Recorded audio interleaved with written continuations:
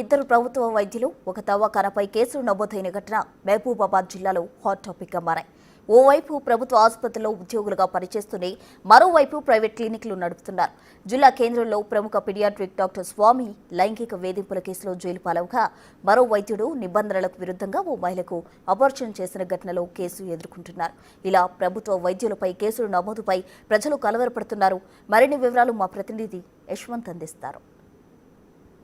వైద్యులు ఒక్కొక్కరిగా కేసుల పాలవుతున్నారు. వైద్యం చేయాల్సిన డాక్టర్లే కీచక పనులు చేస్తూ కేసుల పాలవు జైల్లో పాలవుతున్నారు. ఇటు ఒకవైపు కీచక పనులతో వైద్యుడు కేసుల పాలు కాగా మరో వైద్యుడు అక్రమంగా ప్రభుత్వ నియమ నిబంధనలకు విరుద్ధంగా మహిళకు అబార్షన్ చేసి కేసుల పాలవుతున్నారు. ఇలా జిల్లాలో వైద్యుల పరిస్థితి రోజురోజుకు కేసుల పాలవడం చర్చనీయాంశంగా మారింది. అసలు ఈ వైద్యుల పరిస్థితి ఏంది, జిల్లాలో వైద్యులకు ఎలాంటి హెచ్చరికలు జారీ చేస్తున్నారు? మనతో మాట్లాడడానికి జిల్లా వైద్య శాఖ అధికారి రవి రాథోడ్ను అడిగి తెలుసుకుందాం. సార్ నమస్కారం.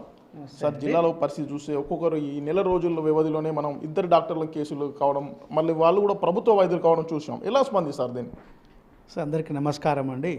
నేను ముఖ్యంగా కోరేదంటే, ఒక మనిషి డాక్టర్ వృత్తికి రావాలి అంటే ఎంతో కష్టపడి ఇంటర్మీడియట్ పాస్ అయ్యి లక్షలలో పోటీ పరీక్షలు హాజరై ఒక ఎంబీబీఎస్ సీట్ సంపాదించి 6 సంవత్సరాలు కష్టపడి మళ్ళీ 1 ఇయర్ చదివి పీజీ తెచ్చుకొని టోటల్గా ఒక 12 సంవత్సరాలు 11 సంవత్సరాలు కష్టపడితే ఎంతో శ్రమిస్తే ఒక స్పెషలిస్ట్ డాక్టర్గా బయటికి వస్తారు. అలాంటి డాక్టర్లు దేవుళ్ళతో సమానం. నేను జిల్లా వైద్యాధికారిగా కోరేది ఏంటంటే, ఈ ప్రభుత్వ వైద్యులు కావచ్చు, ప్రైవేట్ ప్రాక్టీస్ చేసే వైద్యులు కావచ్చు, వీళ్ళేందంటే అందరూ వైద్యో నారాయణో హరి అని అంటారు. అంటే దేవుడు నారాయణు విష్ణు భగవాన్తో సమానం. సో నేను అందరికీ యాజ్ ఎ జిల్లా వైద్యాధికారిగా ఈ జిల్లాలో ఉండే క్వాలిఫై పర్సన్ డాక్టర్లందరినీ, అదేవిధంగా స్కాన్ నిర్వాహకులు అంటే అల్ట్రాసౌండ్ స్కాన్ నిర్వాహకులు, సీనియర్ వైద్యులు, గైనకాలజిస్టులు అందరికీ ఏంటంటే మన వృత్తిని దేవుని తర్వాత దేవునిగా భావించి జనాలందరూ మనల్ని మొక్కుతారు. మీరు మీ పరిధి దాటి వైద్యం చేయకండి. మీ పరిధిలో వైద్యం చేయండి. పరిధి దాటి వైద్యం చేసి మన వృత్తికి కళంకిని తీసుకొచ్చేసి మనం తలదించుకునేలాగా జనాలలో వైద్యులు తలదించుకునే స్థితి తేవద్దని చెప్పేసి నేను ఈ డాక్టర్లందరికీ, మహబూబాబాద్ జిల్లాలో ఉన్న వైద్యులందరికీ, ప్రజల తరపున, మా వైద్య శాఖ తరపున అందరికీ నేను హెచ్చరిస్తున్నాను. అదేవిధంగా మీకు ఏమైనా ఉన్నా మీకు కొన్ని యాక్ట్లు ఉంటాయి. ఇప్పుడు జనరల్గా ఏంటంటే భ్రూణ హత్యలు అనేది బాగా ఇప్పుడు పేపర్లో బాగా వస్తుంది. సో భ్రూణ హత్య అని అంటే జనరల్గా ఒక వైద్యులు ఒక అబార్షన్ చేయాలి అంటే కొన్ని యాక్ట్లు ఉంటాయి. ఒకటి పీసీపీఎన్డీటీ యాక్ట్ ఉంటుంది. పీసీపీఎన్డీటీ యాక్ట్ అనేది స్కాన్ నిర్వాహకులకు సంబంధించింది. ఎంటీపీ యాక్ట్ అనేది ఏదైనా సరే అబార్షన్ చేస్తే గైనకాలకు సంబంధించింది.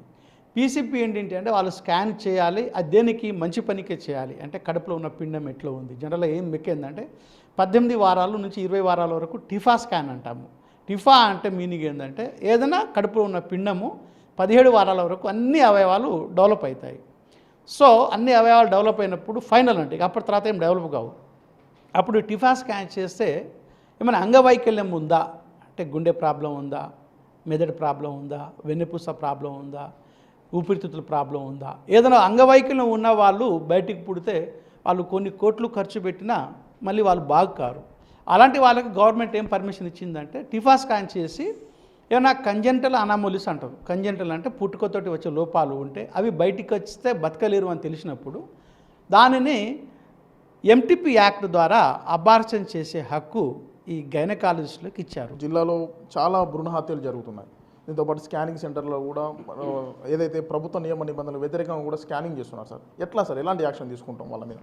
ఏం లేదండి, మేము మా అక్కడ ఉన్న ఎన్ని రిజిస్టర్ అయిన స్కానింగ్ సెంటర్లు ఉన్నాయో ఒకసారి మొత్తము ఒక నెల రోజులు అన్నీ తిరిగేసి వాళ్ళు గైడ్లైన్స్ ఫాలో అవుతున్నారు లేదా, గైడ్లైన్స్ ఫాలో కాకపోతే వాటిని మూసేసాడు, వేరే మార్గమే లేదు.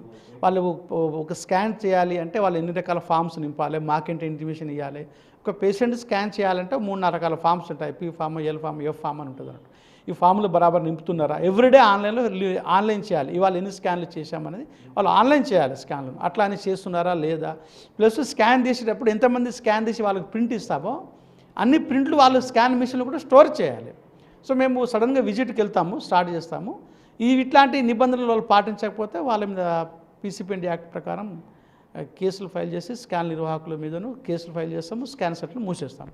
అలా ఇంతకుముందు ఇక్కడ ఒక గర్భగుడి హాస్పిటల్ కూడా మూసివేయడం జరిగింది ఆ స్కాను. అలాగే ఇంకో డాక్టర్ గారి స్కాన్ మూసివేయడం జరిగింది. మూసివేసేసి వాళ్ళని నేను రాగానే వాళ్ళ మీద కోర్టులో కేసు కూడా వేయడం జరిగింది. ఇద్దరు డాక్టర్ల మీద ఒక 10 days బ్యాక్ కోర్టులో కేసు వేశాను. వాళ్ళు కోర్టులో ఆ తీర్మానం వచ్చేదాకా వాళ్ళు స్కాన్ ఓపెన్ చేయకూడదు, ఇంకొక స్కాన్ పెట్టుకుని కూడా వీళ్ళు. ఫైనల్గా సార్ మొత్తం జిల్లాలో ఉన్న వైద్యులకు మీరు మన వైద్య ఆరోగ్య శాఖ తరఫున ఏం అప్పీల్ చేస్తున్నారు? వైద్య వృత్తి చాలా పవిత్రమైందండి. ఇట్లాంటి ఇల్లీగల్ పనులు అంటే చట్ట వ్యతిరేక పనులు చేసి మన వృత్తికి చెడ్డ పేరు తేవద్దని చెప్పేసి జిల్లా వైద్యాధికారిగా మీ అందరికీ పెద్ద దిక్కుగా నేను మీకు సూచనతో పాటు వార్నింగ్ కూడా ఇస్తున్నాను. చూసాం కదా, మహబూబాద్ జిల్లాలో వరుసగా డాక్టర్లు కేసుల పాలవుతున్నారు. ఓవైపు అక్రమ సంపాదన ధ్యేయంగా కొంతమంది లైంగిక వేధింపుల కేసులో ఇలా పరంపరంగా ఒక నెల రోజుల వ్యవధిలోనే వరుసగా ఇద్దరు డాక్టర్లు కూడా కేసుల పాల్గొవడం జిల్లాలో తీవ్ర చర్చనీయాంశమైంది. ఎవరైతే రాజ్యాంగ విరుద్ధంగా చట్టకు భద్రతకు ఎవరైతే విరుద్ధంగా వ్యవహరిస్తారో వారిపై కఠినమైన చర్యలు ఉంటాయి. ఎట్టి పరిస్థితుల్లో అక్రమ అబార్షన్లు, అక్రమ స్కానింగ్ చేత మాత్రం సహించాలని కూడా డిఎంహెచ్ఓ రవి రాథోడ్ చెప్తున్న పరిస్థితి. వీడియో జర్నలిస్ట్ వీరేందర్తో యశ్వంత్, బిగ్ టీవీ, మహబూబాబాద్.